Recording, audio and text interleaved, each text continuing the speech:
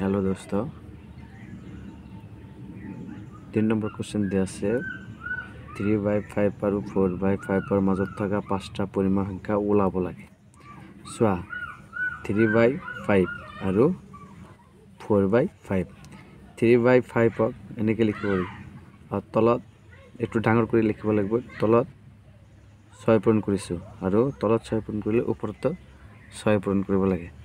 তলত 6 পূৰণ কৰিলে 5 6 গুণ 30 আৰু 3 6 গুণ 18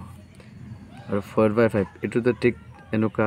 তলৰ সংখ্যা দুটা একে ৰাখিব লাগিব সেই কাৰণে এটোৰ লগত 6 গুণ কৰিছে 5 6 গুণ 30 আৰু 4 6 গুণ 24 এতিয়া সা 3/5 আৰু 4/5 ৰ মাজত থকা পাঁচটা পৰিমাণ সংখ্যা হল 1/19 20/30 21/30 22/30 23/30